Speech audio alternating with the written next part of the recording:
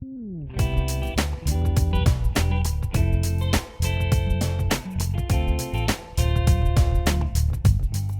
with Bobby and JJ Radio, we have Dr. Lindsay Bira here talking about everything that she's doing with StrongStar.org and the University of Texas Health Science Center. She is a very, very impressive psychologist with a lot of educational background, and she's kind of specializing in something that was really important to Military Town USA, which is San Antonio, which is PTSD, and I wanted to start just back into that. So what is PTSD? I think a lot of people have different definitions for it, but how, to you, what is PTSD? Yeah, so post-traumatic stress disorder, I'm going to answer that first from the diagnostic criteria for post-traumatic stress disorder. And first of all, this name has changed over the years, right? So it was shell shock, and then it was... Yes. I forget what was after that. With the different war eras, yeah, they called it different things. And they didn't know exactly what it was, but we see the common theme. And between the different war eras, there's different types of war and different types of trauma. Sure. So we're seeing more PTSD these days than we have ever before. One, because we have it defined, we know what it is. Sure. But also, our medical care has gotten so good that people who might have died from their injuries before are coming back and remembering them. I got you. So there's more trauma with people coming back. So I've noticed that anytime I hear PTSD, I automatically think the military, or somebody that was in the military, or somebody at war. But it's possible that you can have PTSD and not be in the military, or not gone to war, right? Absolutely. So when we look at what PTSD is, first of all, you have to have gone through a traumatic experience. So something where you felt your life or safety or well-being was in danger, or somebody else's. You can also learn about this indirectly with a family member or a friend that you care a lot about.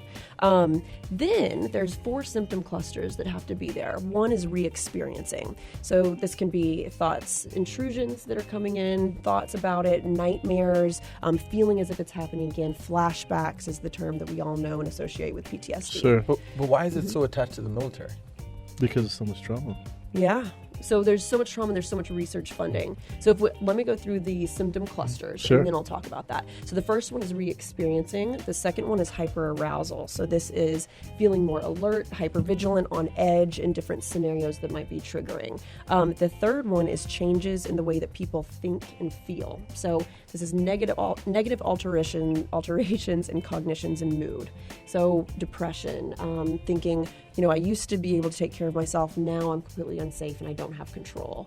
The last symptom cluster is avoidance. So this is the tricky one, and I think the most important to pay attention to, because it's sneaky and it ends up maintaining the symptoms over time.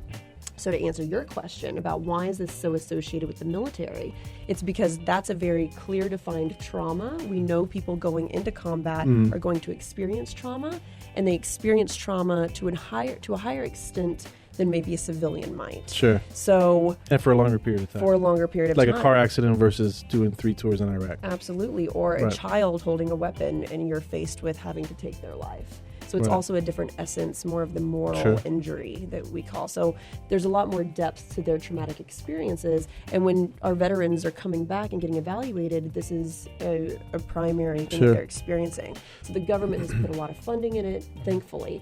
But a lot of the research with the treatment pieces have been in civilian populations. So this could be due to accidents, natural disasters, physical assault, sexual assault, car accidents is one, that's huge.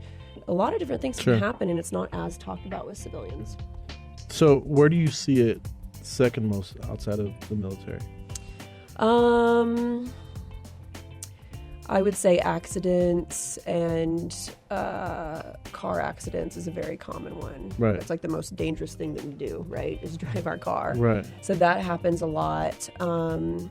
Within women, sexual assault, that can be something. I think it's important for people who have been through a traumatic experience to understand some of the ways in which it's affecting them, and then that could be PTSD, even if they're a civilian.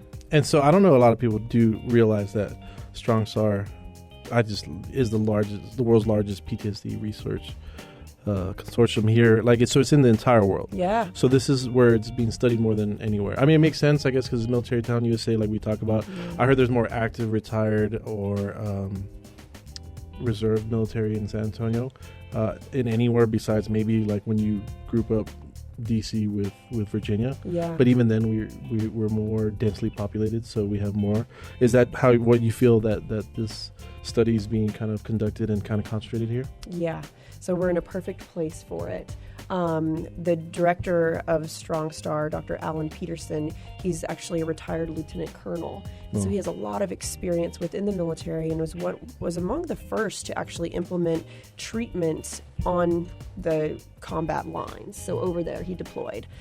So he was actually the perfect person to think about starting to pull this together. So that paired with the funding, paired with a lot of the people that he's connected to, so some of the top researchers across the U.S. Sure. And in fact, the two top supported treatments for PTSD, their developers, so the two researchers that developed that, are our direct supervisors. Wow. So Patty Resick, Dr. Patricia Resick is at Duke, and then Edna Foa is also another one. I think she's in Pittsburgh, Pennsylvania. So they're actually helping us. They fly in, and we're very much collaborating with them. So it's great people to have involved. How is Strong Star funded? Through the Department of Defense and the VA. And the VA. Mm-hmm. Okay, so they're getting direct funding from that. Yes. That's And we awesome. have multiple studies going on here in Fort Hood with collaborators. I think we're at about 150 collaborators across the country. And this treatment is, for the most part, free Yes. to it's anyone free. to anyone that has PTSD or wants to. Post 9/11 veteran or active duty who maybe they've not gotten diagnosed before, but we offer a free evaluation. Sure. So they can why come is and it get only that. post 9/11? Because we're focusing on that war era. That's actually a good question, but I think when we're focusing right there, Sure. there's a specific culture of the war that we know to expect, and then also it targets us a little bit better, so maybe there's not these other factors. With recruitment, it helps a little bit. And such a high diagnosis since then, I'm sure. Yeah. So for more information, if, again, anyone that you know or yourself has PTSD, you can contact this organization at strongstar.org. That's strongstar.org, or call them at 210-562-6726. Again, that's 562-6726.